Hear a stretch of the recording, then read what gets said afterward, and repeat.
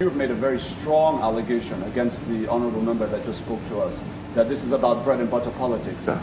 And what he has said is that from his account, this is a situation in which the party sidelined him from January when the Court of Appeal, the Federal Court of Appeal, had dictated that the Ali Modu Sharif faction was the legitimate ruling faction within the party, that he began to support the Sharif faction against the advice of those who comprised the McCarthy faction, and that after the Supreme Court overturned that decision and gave it back to the McCarthy faction, he now saw himself on the outside in. He was excluded from meetings, according to him, and he was in some ways just completely marginalized by the party. That's what he says. And it was from that point that he now had to consider going somewhere else.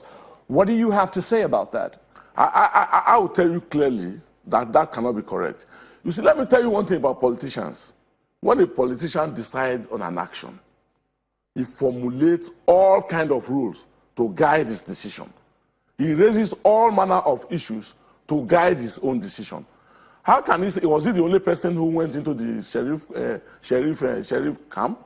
He wasn't the only person in the largest party in Africa that went to join Sharif camp. Everybody has returned to the fold. We are one, we are indivisible. But if he chose now, if that was his reason, did he approach the Reconciliation Committee? That's the question you should have asked him when he was there. Did he approach the Reconciliation Committee? Because people are approaching the Reconciliation Committee.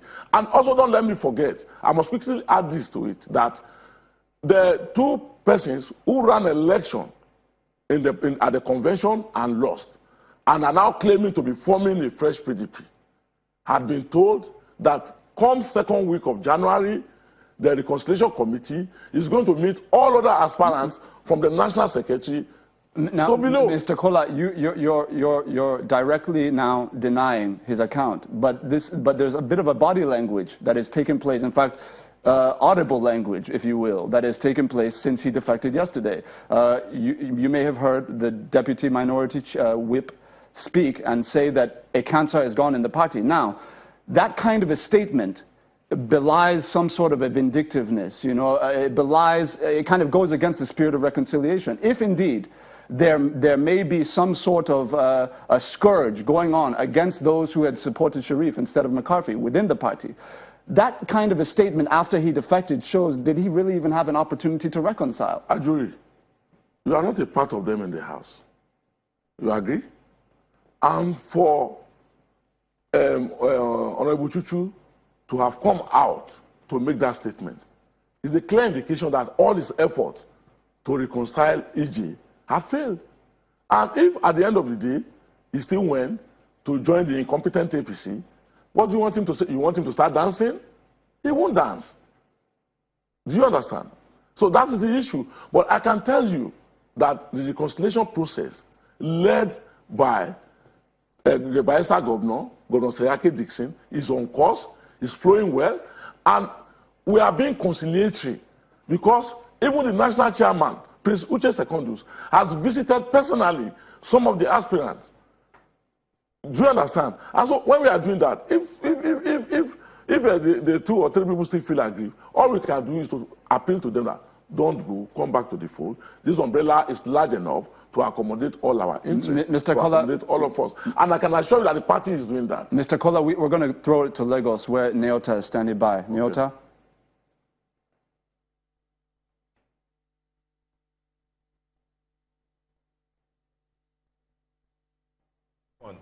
The candidate to contest an election, and then that candidate goes out there and is not allowed to contest that election. What does it say of your party in terms of keeping and following through with the rules? And then it looks as if you set up a reconciliation committee ahead of time.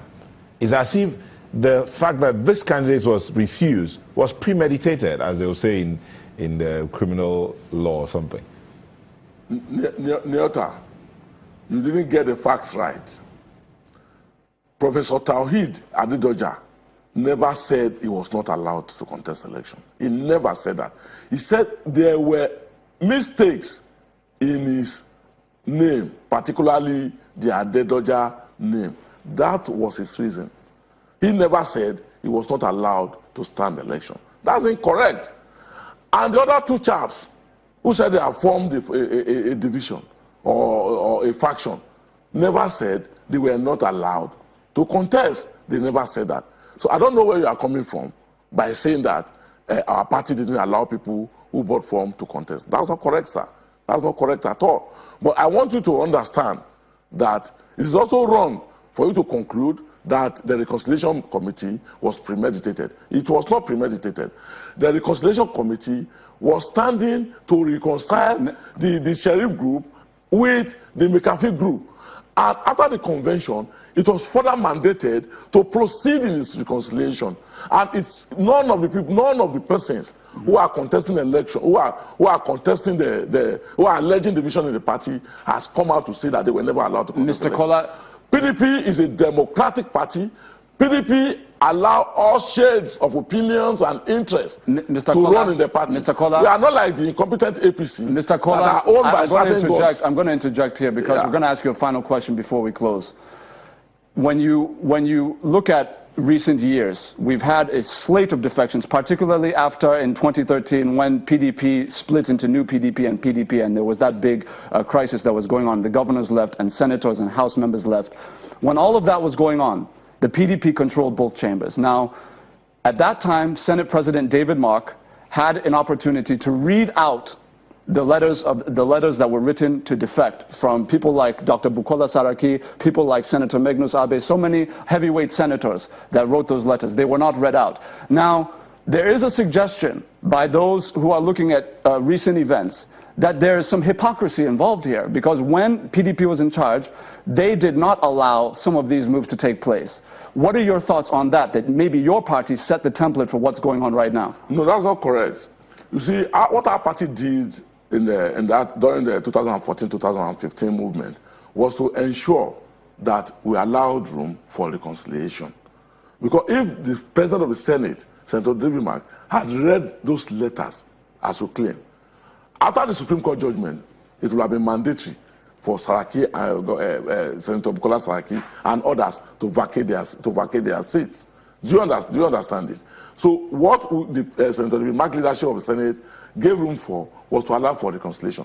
But now let me tell you something today, Ajuri, and mark my words, I want you to note it down. Majority of the people who went to APC are going to return to PDP. And you will discover before the 2019 election that APC, as incompetent as they are, will go to the next election as a shell, empty shell. You will soon discover that. You see, people like AJ who are running to APC, they are like the birds. You know the birds in the cage will look at the one that is flying around and say, look at this bird. He's just enjoying. He's just flying around. He could go to wherever it wants. The ones that are flying around will look at the birds in the cage and say, oh goodness, look at this bird in the cage. He just sits somewhere alone. He's being fed. He's being watered. People like AJ, they are going to seek the opportunity to come back to PDP. Mr. Kola, I can assure you of that. Mr. Kola, that's quite a strong prediction, and that's where we're going to have to close. This time has run out. Thank you very much. Thank you so much for coming on the program.